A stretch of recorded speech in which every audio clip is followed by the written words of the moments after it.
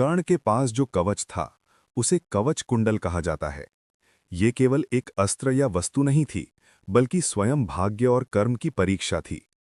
ये कहानी केवल युद्ध की नहीं, बल्कि दान, त्याग, छल, धर्म और नियति की है। अब सुनिए ये कथा एक ही प्रवाह में, जैसे कोई बुजुर्ग आग के पास बैठकर पूरी कहानी सुनाता है।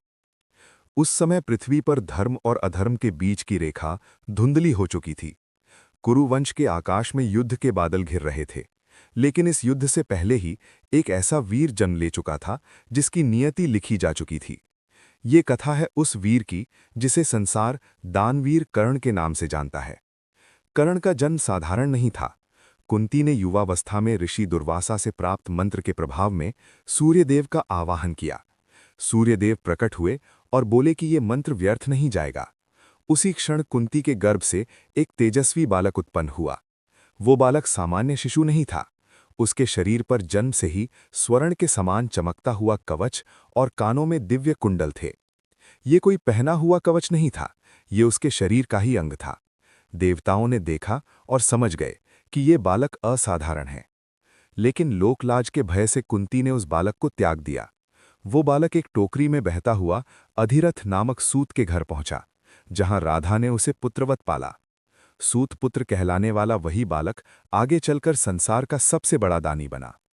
वो कवच कुंडल सूर्यदेव का वरदान था। जब तक वो कवच कर्ण के शरीर पर था, तब तक कोई भी अस्त्र, कोई भी योद्धा, कोई भी शक्ति उसे परास्त नहीं कर सकती थी। युद्ध में शस्त्र उसके शरीर को छू तक नहीं सकते थे। वो चलता हुआ नहीं, बल्कि युद्ध भूमि में खड़ा हुआ सूर्य लगता था। यही कारण था कि देवताओं तक को भय था कि यदि कर्ण इस कवच के साथ युद्ध में उतरा तो पांडवों की विजय असंभव हो जाएगी। कर्ण बड़ा हुआ। अपमान, तिरस्कार और सूतपुत्र कहे जाने की पीड़ा ने उसे कठोर बनाया, लेकिन उसकी आत्मा को नहीं। वो दानवीर था। उसने प्रतिज्ञा की थी कि जो भी याचक उसके द्वार आएगा वो कभी खाली हाथ नहीं लौटेगा, चाहे वो धन हो, राज्य हो या स्वयं उसका जीवन। कुरुक्षेत्र युद्ध से पहले देवताओं में हलचल मच गई। इंद्रदेव जानते थे कि अर्जुन जैसा महान धनुर्धर भी कर्ण के कवच कुंडल को भेद नहीं सकता। तब इंद्र ने उपाय सोचा। यदि कर्ण को युद्ध में हराना है तो युद्ध से पहले ही उसका कवच उससे छीनना होगा। लेकिन कर्ण को छल से नहीं, दान से ही हराया जा सकता था। इंद्रदेव ब्राह्मण का वेश धारण करके पृथ्वी पर आए। उसी रात सूर्यदेव कर्ण के स्वप्न में प्रकट हुए और चेतावनी दी, वत्स, कल एक ब्राह्मण आएगा। वो तुझसे तेरा कवच कुंडल मांगेगा। वो स्वयं इंद्र होगा। मत देना, अन्यथा तेरी मृत्यु निश्चित है। कर्ण जागा। उसने सूर्य की ओर देखा और शांत स्वर में बोला, पिताश्री, यदि मेरे प्राण बचाने के लिए मुझे दान से पीछे हटना पड़े तो ऐसा जीवन मुझे स्वीकार नहीं। दान से बड़ा मेरे लिए कुछ नहीं। अगले दिन ब्राह्मण वेश में इंद्र कर्ण के द्वार पर आए। कर्ण उस समय सूर्योपासना कर रहा था। ब्राह्मण ने कहा, हे कर्ण, मैंने तुम्हारी दानवीरता के विषय में सुना है। मुझे तुम्हारे शरीर का कवच कुंडल चाहिए। सभा स्तब्ध रह गई।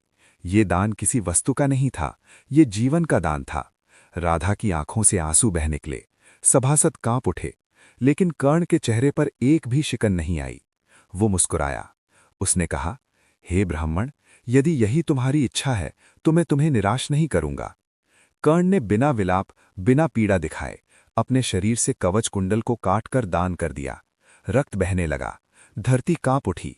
आकाश मौन हो गया। देवताओं ने पहली बार देखा कि कोई मनुष्य अपने प्राणों से बढ़कर धर्म को मानता है।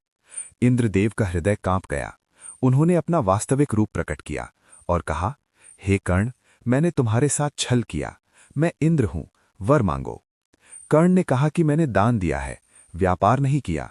पर यदि देना ही है तो मुझे ऐसा अस्त्र दो जिससे मैं अर्जुन से समान युद्ध कर सकूं। इंद्र ने उसे वसावी शक्ति दी, एक दिव्य अस्त्र जो एक बार प्रयोग करने पर किसी को भी मार सकता था। लेकिन वो अस्त्र केवल एक बार ही चल सकता था। कवच कुंडल चला गया, लेकिन कर्ण की महानता और बढ़ गई। अब वो केवल अजेय योद्धा नहीं, बल्कि त्याग का अमर प्रतीक बन चुका था। कुरुक्षेत्र का युद्ध आरंभ हुआ।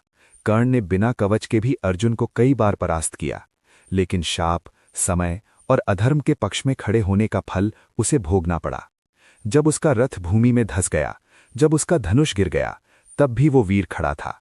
निहत्थे कर्ण पर अर्जुन ने बाण चलाया। उस क्षण श्रीकृष्ण ने कहा, आज अधर्म नहीं मरा,